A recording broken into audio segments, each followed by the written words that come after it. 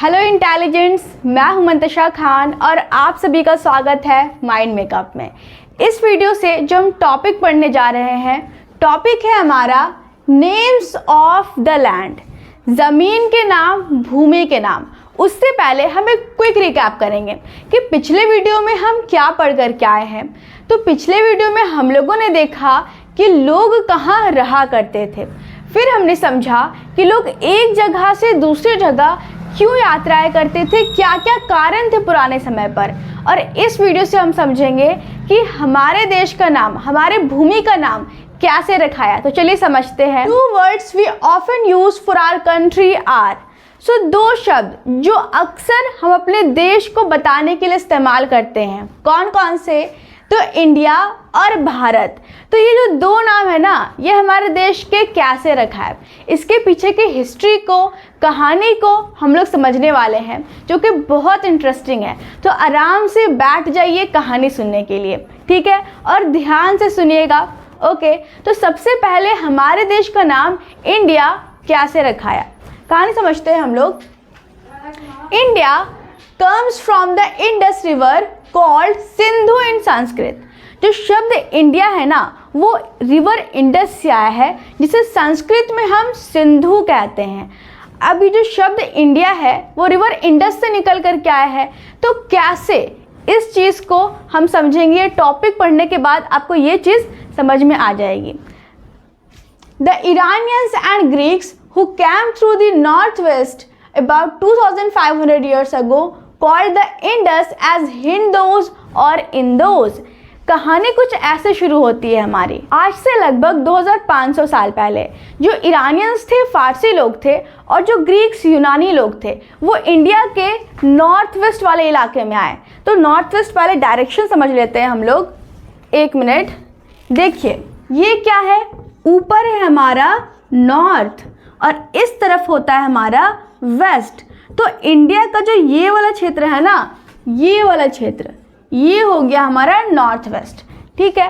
तो north west में कौन आते हैं? ईरानियंस और ग्रीक्स। इंडिया का नॉर्थ वेस्ट वाला इलाका जो है वो अफगानिस्तान और पाकिस्तान है प्रेजेंट डे का, ठीक है। तो सबसे पहले ईरानियंस और ग्रीक्स में से इंडिया के नॉर्थ वेस्ट वाले इलाके में कौन आते हैं? तो ईरानियंस आते हैं। वो यहाँ आते हैं और नॉर्थ वेस्ट इलाके पर कब्जा कर लेते हैं, ठीक है। जब वो आते हैं ना, तो फिर उनकी मुलाकात सिंधु नदी से होती है, जिसे वो लोग हिंदू बोलना शुरू कर देते हैं।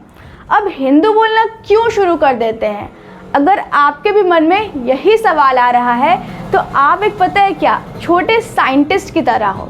पता है क्या आपको कि जो बड़े बड़े इन्वेंटर्स रहे हैं ना हमारी दुनिया भर में, जो बड़े बड़े आविष्कारक रहे हैं, जिन्होंने बहुत बड़ी बड़ी चीज़ों को आविष्कार करा था, उनके भी मन में कुछ ऐसे ही सवाल हुआ करते थे, क्या, क्यों, कैसे, हर टॉपिक के पीछे।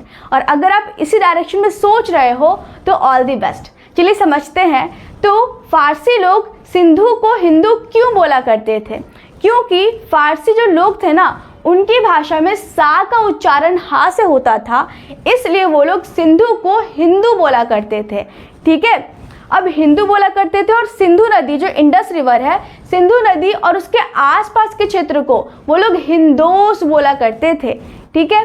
फिर क्या होता है, आज से लगभग 2500 साल पहले ईरानियंस के बाद, फारसी लोगों के बाद ग्रीक्स आते हैं इंडिया के नॉर्थ वेस्ट वाले इलाके में, इस इलाके में, ठीक है। जब वो यहाँ आते हैं ना, तो वो क्या देखते हैं कि अच्छा, जो वहाँ फारसी लोग हैं, जो फारसी लोग वहाँ कब्जा कर रखे थे, वो क्या है, सिंधु नदी उसके आसपास के क्षेत्र को हिंदोस बोल रहे थे।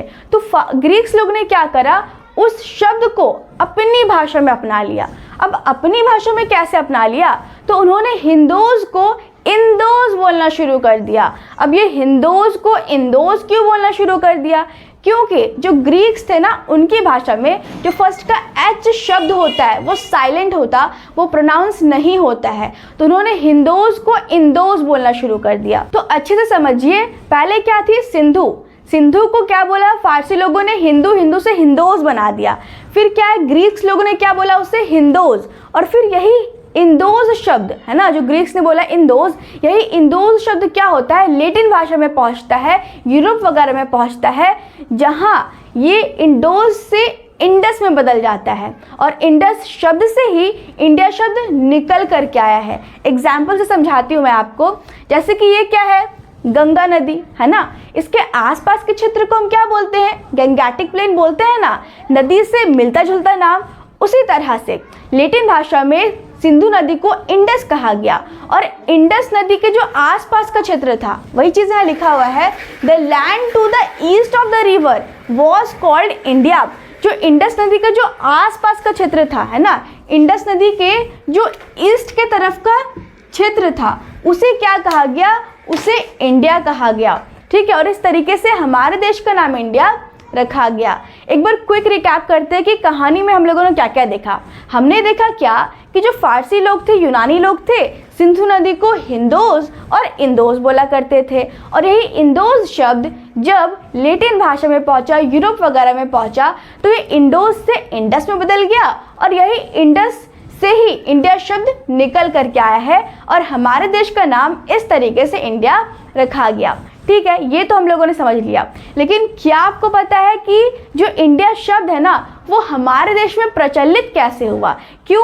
क्योंकि जो इंडिया शब्द है ना, वो तो भाई यूरोप वगैरह में इस्तेमाल किया जाता था हमारे देश को बताने के लिए, सिर्फ यूरोपियंस इस्तेमाल करते थे। ये शब्द हमारे देश में नहीं आया था। हमारे देश में पता है कैसे आता है? ठीक है, जो ब्रिटिशर्स है ना, तो ब्रिटिशर्स के शासनकाल में जब ब्रिटिशर्स इंडिया आए, ठीक है, तो इंडिया आए तो जो नाम इंडिया हमारे देश के लिए पहले से प्रचलित था, फेमस था यूरोप वगैरह में, जो लोग यूरोप वगैरह के जो लोग हैं हमारे देश को बताने के लिए जो इंडिया शब्द इस्तेमाल करते थे, ब्रिटिशर्स ने क्या करा, उस नाम को अपना लिया और ये नाम उनके शासन काल के दौरान काफ़ी प्रचलित भी होता है, फेमस भी हो जाता है। तो इस तरीके से हमारे देश का नाम इंडिया रखाया और इंडिया नाम देश में प्रचलित भी हो गया। ठीक है, तो यहाँ तक हम लोगों ने समझ लिया कि हमारे देश का नाम इंडिया कैसे रखाया है। अब समझते हैं कि हमारे देश का नाम भारत कैसे रखाया। ठीक है, चलिए समझते हैं। It was used for a group of people who lived in the north west. ठीक है, तो जो भारत शब्द का इस्तेमाल है ना, वो किस लिए किया जाता था? तो नॉर्थ वेस्ट में एक कबीला रहता था भरत नाम का और उन्हीं के नाम पर क्या होता है, हमारे देश का नाम भारत रखाता है। अब ये चीज़ तो मैंने आपको बोल दी जो किताबों में लिखी हुई थी, लेकिन जो मेरे क्यूरियस बच्चे हैं ना, उन्हें हर चीज़ में क्या लॉजिक चाहिए, है ना, कि भाई ये क्या बात हुई कि एक जनजाति का नाम था क्या भरत, तो उनके नाम पर पूरे देश का नाम भारत रखा गया। तो आप क्यूरियस बच्चों के लिए ना ये कहानी को मैं अच्छे से एक्सप्लेन करने वाली हूँ। चलिए समझते हैं हम लोग। तो देखिए, हमारे हिस्ट्री में ना, इतिहास में एक दश राज्य की युद्ध हुई थी, जिसमें एक तरफ थे राजा सुदास और उनका भरत कबीला और दूसरी तरफ थे 10 राजा और उनके कबीले। और ये युद्ध कहाँ होती है?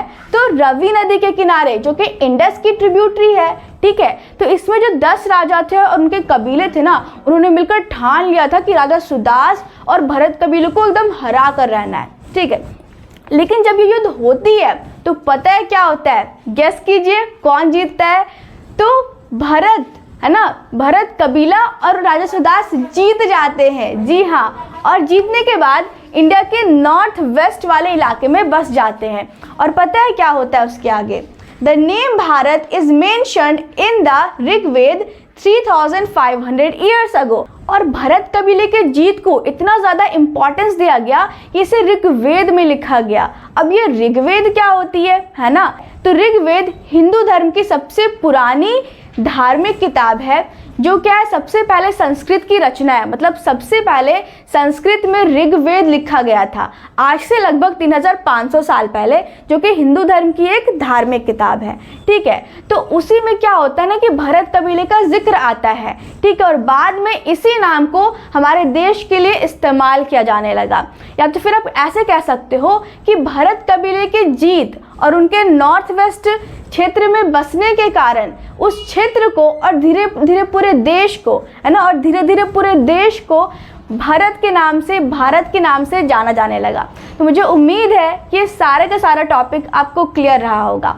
ठीक है, तो नेक्स्ट वीडियो में हम क्या पढ़ेंगे? नेक्स्ट वीडियो में हम पढ़ेंगे finding out about the past, कि हमें अपने अतीत के बारे में कैसे पता चलता है। हमने पढ़ा था ना कि आज से लगभग 8000 साल पहले गेहूं और जौ जैसी फसलों को उगाया जाता था, लेकिन हमें ये चीज़ कैसे पता चली, मुझे कैसे पता चली कि आज से 8000 साल पहले गेहूं और जौ जैसी फसलें उगाई जाती थी, है ना।